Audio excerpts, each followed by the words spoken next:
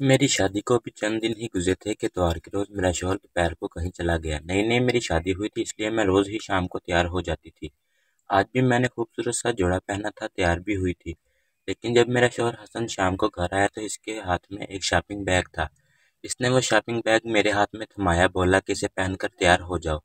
मैंने हैरत से हसन की तरफ देखा। मैंने कहा कि मैं पहले से ही तैयार हूँ। कहने लगा कि जो जोड़ा मैं अभी तुम्हारे लिए लाया हूँ, इसे पहनो और तैयार हो जाओ। मैंने शॉपिंग बैग लेकर अपने कमरे में चली गई। जब मैंने वो जोड़ा देखा तो वो देखकर मेरी आंखें दंग रह गईं। वो तो बहुत ही ज़्यादा फैंसी और कीमती किस्म की मैक्सी थी। मैंने कहा, हसन ये तो बहुत ज़्यादा फैंसी है। कहने लगा, मेरे दोस्त के घर पार्टी है, इसलिए जल्दी से तैयार हो जाओ। इतनी कीमत और फैंसी मैक्सी लाने की हसन को क्या ज़रूरत थी। मेरी शादी पर हसन ने बरी में एक जोड़ा भी नहीं लगाया था। कहता था कि मेरी गुंजाइश नहीं थी। और अब बहरहाल मैंने वो मैक्सी पहन ली। वैसे भी मैं एक खूबसूरत किस्म की लड़की थी। ग्रे सिल्वर मैक्सी ने तो मेरे हुस्न को चार चांद लगा दिए थे। मैंने मेकअप का टच देने के बाद अपने बालों का जोड़ा बनाना शुरू किया तो हसन मेरे कमरे में आ गए। मेरे करीब आकर मुझे सर से पैर तक देखा, फिर कहने लगे, बाकी सब तो ठीक है, अपने बाल खुले रहने दो, होश शुबा लगोगी। इनकी तारीफ पर मैं झम सी गई थी। मैं बिल्कुल तैयार थी। मैंने बालों को खोलकर ब्रश किया। मैं अलमारी से बड़ी सी चादर निकालने लगी ताकि खुद को लपेट सकूं। यह देखकर हसन ने मुझे फौरन से टोक दिया। कहने लगे, ये क्या कर रही हो, कीमती मैक्सी का सारा लुक खराब हो जाएगा। मैंने कहा, हसन मैं ऐसे तो बाहर नहीं जा सकती, आप खुद देखें, ये मैक्सी काफ़ी तंग और चुस्त है। इसका दुपट्टा भी नेट का है, जिसे लेना ना लेने के बराबर है। हसन कहने लगा, मुझसे बहस मत करो, वैसे भी मेरा दोस्त अपनी गाड़ी और ड्राइवर भेज रहा है, तुम्हें घबराने की ज़रूरत नहीं है। कुछ ही देर में हसन के नंबर पर किसी की कॉल आई। वो फ़ोन पर कहने लगा, हाँ हम लोग तैयार हैं। फिर मुझसे कहने लगा, चलो ड्राइवर आ गया है। हसन एक मस्त घराने से ताल्लुक़ रखता था। मेरा ताल्लुक़ भी ऐसे ही घराने से था। मैं जानती थी कि मेरा शौहर कोई लैंडलॉर्ड नहीं है। हसन के पास गाड़ी नहीं थी, एक पुरानी सी मोटरसाइकिल थी। घर भी छोटा सा था। शादी की रात ही इसने मुझसे कह दिया था कि इसकी तनख्वाह बस इतनी है कि महीना बाद में ख़त्म होगा और तनख्वाह पहले। मैंने भी कोई एतराज़ नहीं किया था। शादी के इन 8 दिनों में मैंने हसन से कोई भी फरमाइश नहीं की थी। वो अकेले रहते थे, छोटा सा फ्लैट था। मैंने शादी के अगले दिन ही किचन संभाल लिया था। हसन मुझसे कहता कि शादी पर बहुत खर्चा हो गया है, किसी के लिए मैंने बड़ी के जोड़े नहीं बनाए, चंद माह यूं ही गुजारने पड़ेंगे। इसलिए मुझे हैरत हुई तब हुई थी जब हसन की गुंजाइश ही नहीं थी तो इतनी कीमती मैक्सी लाने की क्या ज़रूरत थी, वो भी बस एक दावत पर जाने के लिए। मेरे जहेज के काफ़ी फैंसी सूट बिल्कुल नए मौजूद थे। मैं इनमें से कुछ पहन लेती, लेकिन वो एक कीमती मैक्सी मेरे लिए ला दे। कम अज़ कम इसकी कीमत 40 से 50 हज़ार थी। क्या ज़रूरत थी इतना खर्चा करने की। बहरहाल हसन के दोस्त का ड्राइवर आ चुका था। हम दोनों गाड़ी में बैठ गए। वो गाड़ी खूबसूरत इलाके के बड़े से बंगले के सामने खड़ी हुई। हॉर्न देते ही हसन से चौकीदार ने दरवाज़ा खोला। पार्किंग एरिया में इस वक्त 3 गाड़ियां पहले से ही मौजूद थीं और चौथी हमारी थी। साइड पर बागीचा भी बेहद कीमती और खूबसूरत फूलों से सजा हुआ था, लेकिन वहाँ पर इतनी लाइटिंग नहीं थी जैसे कि दावतों पर होती है। हसन मेरा हाथ पकड़े मुझे अंदर लाउंज में ले गया। मेरी मैक्सी काफ़ी चुस्त किस्म की थी और इस पर सितम ये कि दुपट्टा भी नेट का था। मैं जैसे ही अंदर गई तो अंदर मुझे सिवाय मर्दों के कोई भी नजर नहीं आया। वहाँ कोई भी खातून मेरे अलावा नहीं थी। ये देखकर मैं बुरी तरह से नर्वस हुई। ये कैसी दावत थी जहाँ सब मर्द ही मधु थे, ख़वातीन नहीं। और अगर ये सिर्फ मर्दों की दावत थी तो फिर हसन मुझे यहाँ लेकर क्यों आए थे। इन हट्टे कट्टे मर्दों को देखकर मैं बिल्कुल हसन के साथ लग गई। मैंने कहा, हसन यहाँ तो कोई भी खातून नहीं है। वो कहने लगे, ये सब गैर शादीशुदा हैं तो जाहिर सी बात है इनकी बीवियाँ कहाँ से आ सकती हैं। मुझे अपने साथ लगाए वो अपने दोस्तों के पास लेकर। मुझे हैरत का झटका इस वक्त लगा जब हसन ने मेरा तारुफ अपने दोस्तों से करवाया और वो मुसाफा के इरादे से मेरे सामने अपना हाथ बढ़ाने लगे।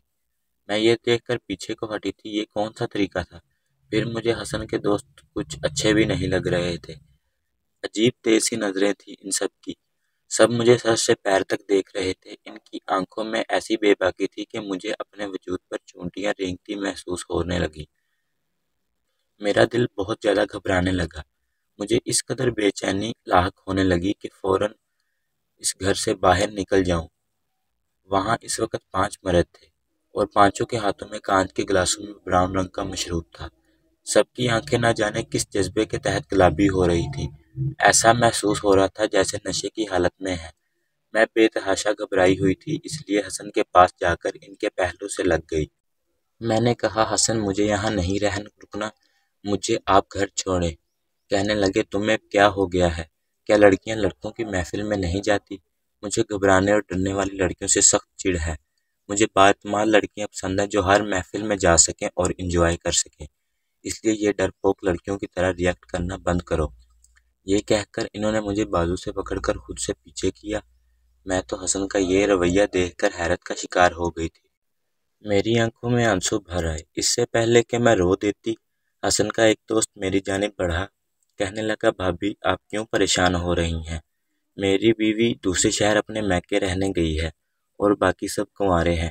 1-2 سال رک جائیں، ان سب کی بھی شادیاں ہو جائیں گی تو سب کی بیویاں آ جائیں گی۔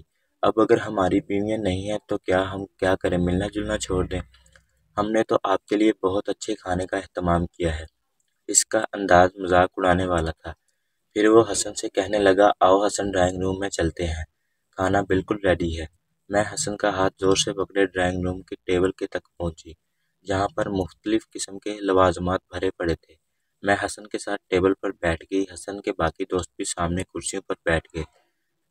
اس کا جو دوست میزبان تھا وہ میری پلیٹ میں مختلف قسم کی ڈشیں ڈال رہا تھا، کہہ رہا تھا بھابھی یہ کھا کر دیکھیں، وہ بھی کھا کر دیکھیں۔ کھانا واقعی بہت لذیذ تھا اور مجھے بھوک بھی بہت لگی تھی۔ عجیب بات تھی، جیسے جیسے میں کھانا کھا رہی تھی میری آنکھیں نیند سے بند ہونے لگیں، لیکن میں اپنا ہاتھ بھی نہیں روک پا رہی تھی۔ کھانے کی لذت تھی کچھ ایسی تھی۔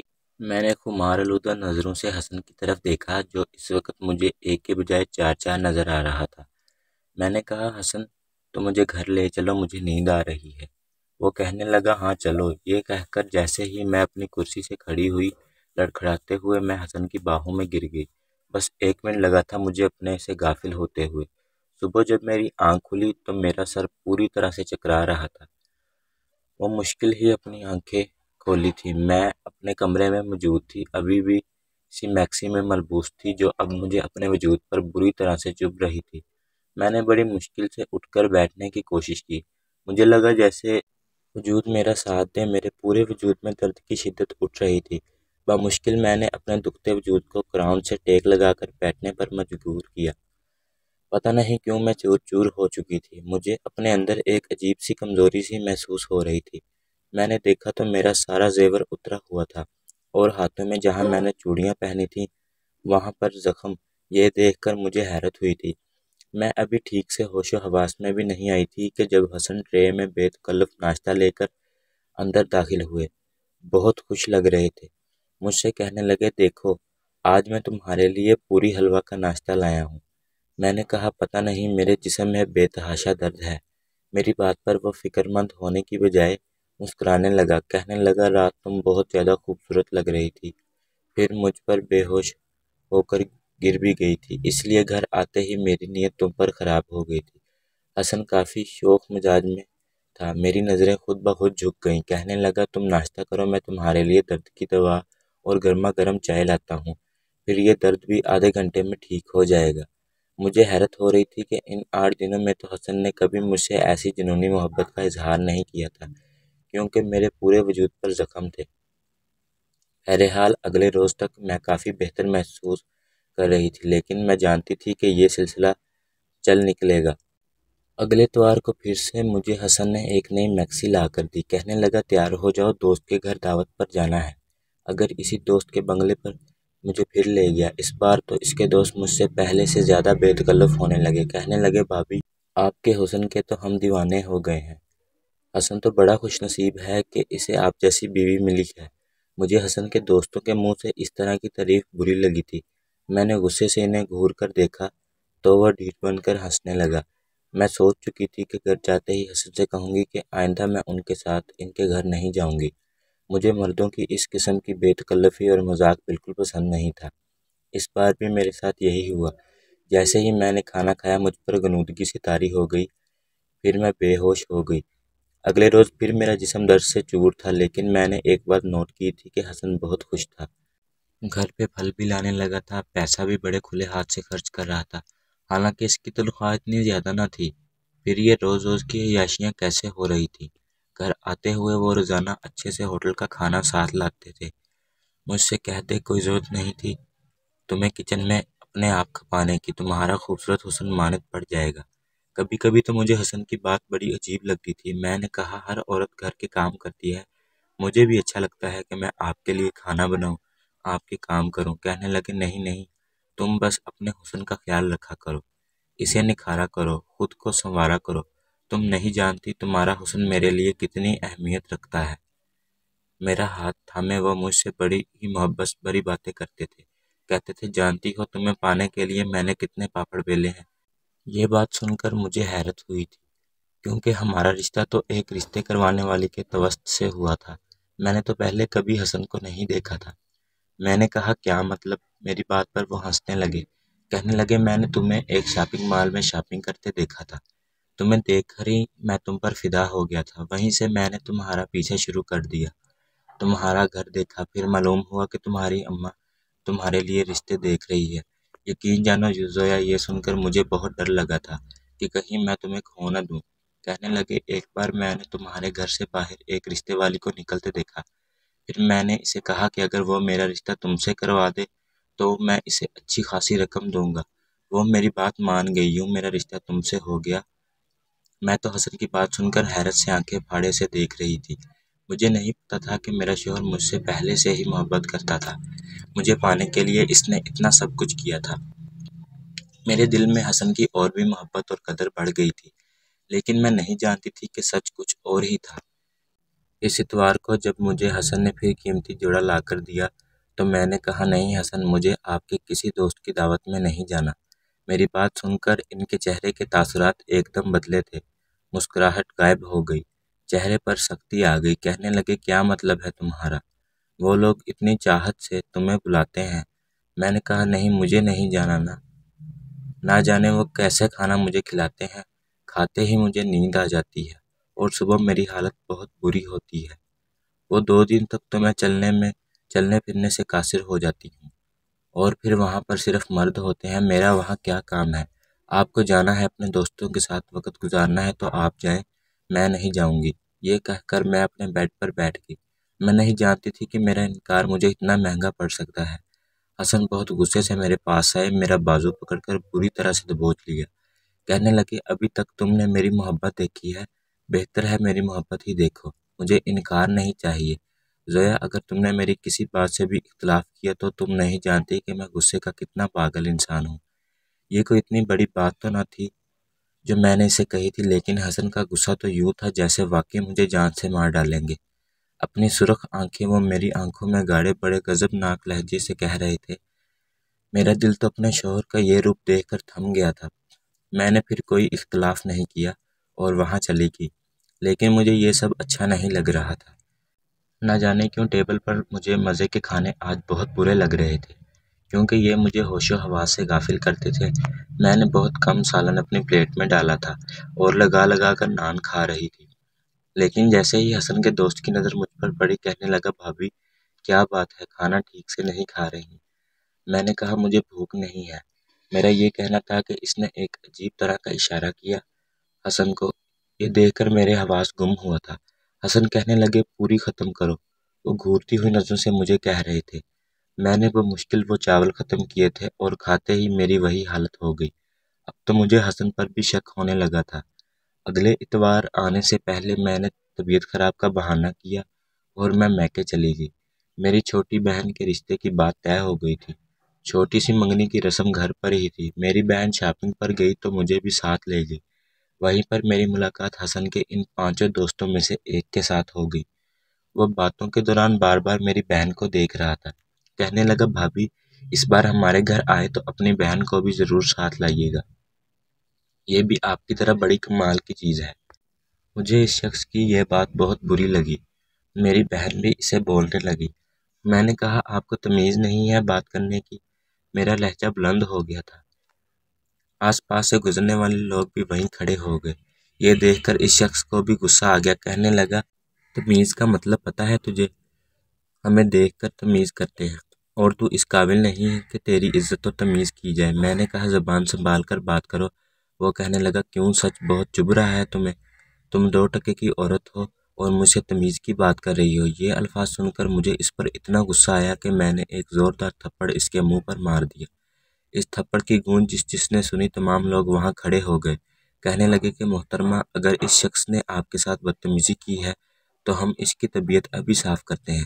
کچھ نوجوانوں نے تو آستین چڑھا لی۔ میرا جی تو یہی چاہا کہ کہوں کہ منہ توڑ دو اس شخص کا، اسے عورت سے بات کرنے کی تمیز نہیں ہے۔ میں نے سوچا میں گھر جا کر حسن کو اس کی حرکت بتاؤں گی کہ یہ لوگ کتنے بدتمیز ہیں، اور وہ ہر اتوار کو مجھے زبردستی کی عزت ہی نہیں ہے۔ اس سے پہلے کہ وہاں کھڑے نوجوان اس شخص کی اچھی درگت بناتے، وہ کہنے لگا، یہ بازاری عورت ہے، جسم فروشی کا کام کرتی ہے، اور میں اس کا گاہک ہوں، بس یہاں پر تماشا بنا رہی ہے۔ میرا یہ سننا تھا کہ میرے ہوش اڑ کے رہ گئے۔ میں نے کہا، یہ بکواس کر رہا ہے۔ وہ یہ سن کر کہنے لگا، تو تم اتوار کو کیا کرنے آتی ہو ہمارے بنگلے پر، وہ بھی جب کہ تم جانتی ہو کہ وہاں تمہارے علاوہ کوئی عورت نہیں ہوتی۔ اس کے بعد جو بات اس شخص نے مجھ سے کہی، پہلے میرا دماغ چکرا کر رہ گیا تھا۔ کہنے لگا، میری بات پر یقین نہ ہو تو اس بار آنا اتوار کو ہمارے گھر، تمہیں میں تمہاری صحیح اوقات دکھاؤں گا کہ تم کیا ہو۔ میری بہن میری شکل دیکھ رہی تھی، اور میں یوں تھی کہ جیسے پتھر کا مجسمہ، جیسے میں بت بن چکی ہوں۔ بہت سے لوگ مجھے عجیب سی نظروں سے دیکھتے ہوئے وہاں سے چلے گئے۔ وہ شخص غصے سے پھٹ پڑا، مجھے گھورتا ہوا وہاں سے چلا گیا۔ میری بہن نے میرا ہاتھ پکڑا، مجھے گھسیٹتے ہوئے بازار سے باہر لے آئی۔ کہنے لگی، آپ بھی یہ سب کیا بکواس کر رہا تھا؟ میں نے کوئی جواب نہیں دیا۔ میرا دماغ تو چکرا رہا تھا، میرا جی اتنا گھبرا رہا تھا کہ جیسے میں ابھی میرے دل کو کچھ ہو جائے گا، وہ پھٹ جائے گا۔ مجھ پر عجیب سی بدحواسی طاری ہونے لگی۔ میری بہن میری غیر حالت دیکھ کر مجھے گھر لے گئی، لیکن مجھے وہاں بھی چین نہیں آیا۔ میں فوراً سے اپنے گھر چلی گئی۔ گھر گئی تو حسن کا موڈ بہت خراب تھا۔ کہنے لگا، رہ لیا اپنی ماں کے گھر، اب اگر تم نے میکے رہنا ہو تو تم ورکنگ ڈے میں جا کر رہنا، ایک اتوار کی تو چھٹی ہوتی ہے میری، وہ بھی تم میری برباد کر دیتی ہو۔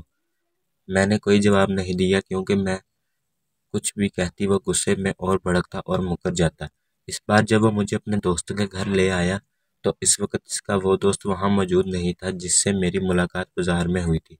جیسے ہی میں نے آدھا کھانا کھایا، میں فوراً سے کھانسنے لگی اور واش روم میں چلی گئی تھی۔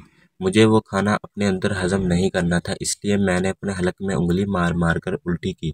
جو کچھ بھی میں نے کھایا تھا وہ سب باہر آ چکا تھا، اس لیے مجھ پر نشے کا اثر نہیں ہوا۔ میں باہر آئی، بے ہوش ہونے کا ناٹک کرنے لگی۔ حسن نے مجھے اپنی باہوں میں لیا، کمرے میں لے گیا، مجھے بیڈ پر لٹا دیا۔ وہ ابھی کمرے میں آیا ہی تھا کہ اس کے دوست بھی کمرے میں آ گئے۔ حسن کہنے لگا، اس بار میں ڈبل قیمت لوں گا۔ جو حشر تم لوگ رات بھر میری بیوی کے ساتھ کرتے ہو، وہ بیمار ہے، تم لوگوں کے لیے ہوئی، آدھے پیسے تو اس کی دوائی اور ڈاکٹر کے خرچے میں چلے جاتے ہیں، مجھے کیا فائدہ ہوا؟ کہنے لگے، ہمیں منظور ہے، تم اس کی جتنی چاہے قیمت لے لو۔ میرا جی چاہا زمین پھٹے اور میں اس کے اندر سما جاؤں۔ میرا شوہر میری ہی عزت کا سوداگر تھا۔ شوہر تو بیوی کا محافظ ہوتا ہے، اسے گندی نظروں سے بچانے کے لیے وہ دست و گریباں ہونے سے بھی گریز نہیں کرتا۔ یہ کیسا شوہر تھا جو میرا ہی سودا کر رہا تھا؟ اس سے پہلے کہ وہ لوگ میرے ساتھ کچھ بھی غلط کرتے، پولیس موبائل کا ہارن لے باہر بجنے لگا۔ یہ سن کر وہ سب گھبرائے گئے۔ میں یہاں آنے سے پہلے پولیس کو ساری انفارمیشن دے چکی تھی۔ جب تک پولیس اندر آئی میں اٹھ کر بیٹھ گئی۔ مجھے یوں بیٹھتا دیکھ کر حسن اور باقی مردوں کی بھی رنگت اڑنے لگی۔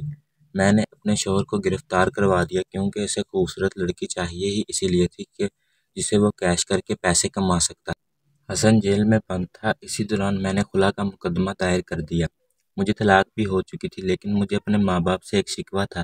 میری شادی اور رشتہ کرنے سے پہلے انہوں نے یہ تو دیکھا کہ لڑکا اکیلا ہے، مجھ پر گھر کی ذمہ داریاں نہیں ہوں گی، ساس سسر کے تانے نہیں ہوں گے، لیکن یہ نہیں دیکھا کہ وہ کرتا کیا ہے۔ اپنی بیٹیوں کو بیاہنے سے پہلے اچھی طرح تفتیش کر لیا کرے کہ کہیں کوئی حسن جیسا شخص ان کی زندگی میں شامل نہیں ہو جائے۔ اگر آپ کو یہ ویڈیو اچھی لگی ہے تو پلیز آپ نے مجھے کمنٹ باکس میں لازمی بتانا ہے، اور میری حوصلہ افزائی کے لیے چینل کو بھی سبسکرائب ضرور کر لیں۔ شکریہ، اللہ حافظ۔